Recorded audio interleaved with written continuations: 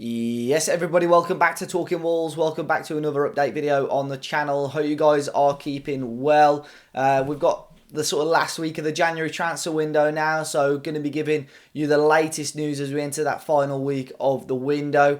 As we know, it's been quite quiet in regards to incomings, but I'm hoping that will change over the next day or so. Rob Edwards over the weekend has said he's expecting some changes over the next week, so let's wait and see. As always, guys, let me know your thoughts and feelings in the comment section down below. Hit that like button and subscribe to the channel. Very quickly as well, apologies that I didn't manage to get a match preview out this week. I've been having ongoing problems with my computer. Touch wood, it's sorted now. I spent the majority of yesterday and this morning sorting that out, basically rebuilding my PC, but I think we're pretty much there now, all being well. So, yeah, appreciate your patience on that. But Strand Larsen, the talk of the last few days or so, we know there's a lot of interest in him, and I said right at the start of the window, I think Strand Larsen is probably going to be one of the talks of the transfer window, not just for Wolves. In terms of the Premier League, if he does go, it could be one of the biggest signings of this month in terms of valuation. Now, Leeds United are the first team to really publicly formalise their interest. Over the last couple of days or so, it said that they are putting an opening offer of around £30 million plus add-ons for Strand Larsen, which Wolves are said to have rejected. Now, that's quite a serious opening offer for Strand Larsen. Of course, he didn't start again yesterday for Wolves. He did come off the bench before Tolu Arokadare as well, which is interesting. Rob Edwards is always fairly positive about him as well. You know, he said he's always trained hard, worked hard, good player to have around the place. But it's no secret that Strand Larsen wants to stay in the Premier League. You know, he wants to play in England still. And I know there will be some Wolves fans thinking, well, why would he go to Leeds United? And to be honest, as it stands, they've got a much better chance of staying in the Premier League than Wolves have. I'm quite surprised that there haven't been loan deals coming in regards to teams like Leeds offering, say, a £10 million loan fee and then a £30 million obligation if they stay up, something along those lines. So Wolves get quite a decent amount of money out of it either way. However, obviously, if Strand Larsen is to go, Wolves will still have to eventually replace him. And that's the difficulty that we found with Wolves.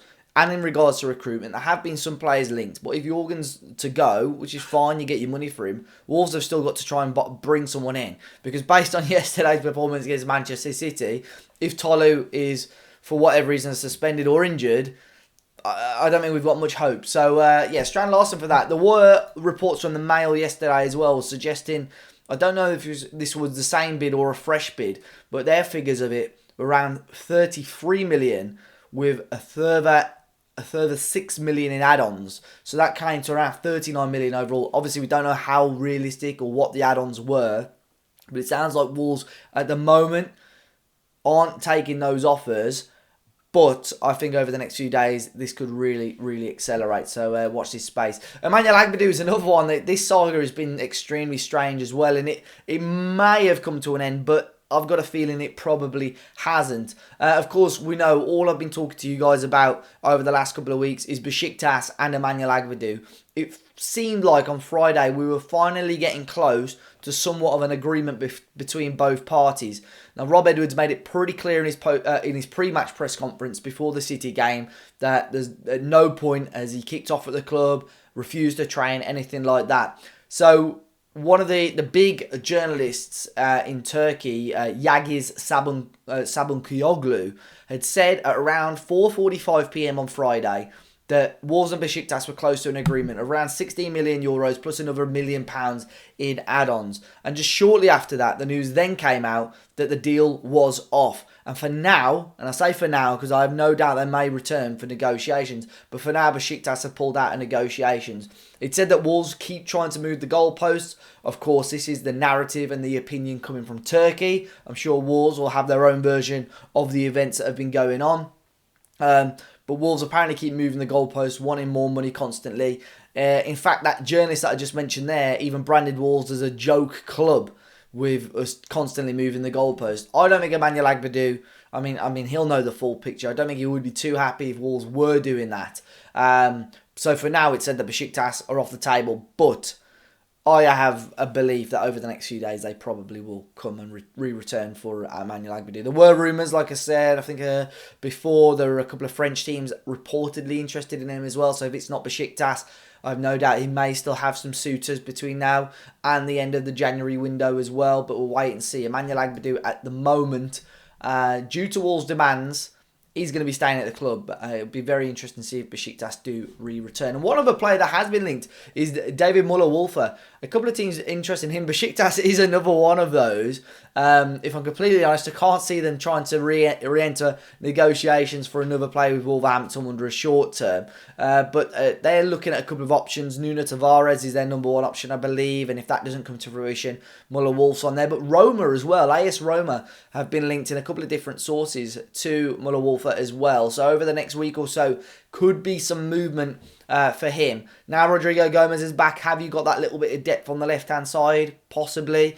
Could maybe have him as a left wing-back. Obviously, Hugo Bueno has pretty much made that spot his over the last few weeks. Just a move that hasn't really gone to plan with Müller Wolf. Shown some okay signs.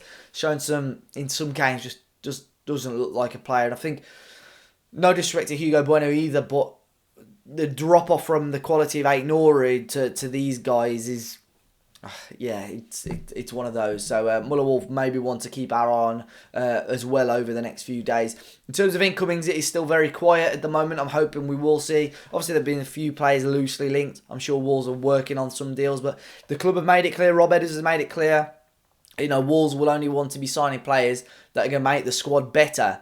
And when you're in the position that you're in, club, teams aren't exactly going to be sort of trying to text and phone you every 5 minutes to see if you'll take them, So I don't think Wolves is going to be a player or an agent's first choice this week. However, going into the final week, when some options are off the table, they still want to move club.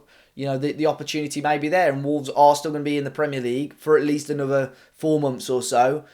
Some players will see it as a platform. Hopefully some players will see it as a project that, if they'll go down to help us get back up into the Premier League. But I suppose we will wait and see. But I'm really hoping it's a much more positive week. It's been a real draining month. Behind the scenes, it has been difficult for me, and I think when you're sort of trying to talk to you guys about Wolves, and as you guys know, I always try and give a positive spin, it's difficult to do. And I'll finish off with another piece of news that Temple Ojinaka, the Wolves under 21, quite a versatile player, can play defence, can play midfield, has moved to Shrewsbury Town on loan for the remainder of the season. So best of luck to him with that loan move. But guys, that is all for today's news. As always, I'll keep you updated as much as I can. We'll have the podcast out, all being well, tomorrow. So keep your eyes peeled for that one as well. And enjoy the rest of your weekend, guys. Hit that like button, subscribe to the channel, and I'll catch you on the next one.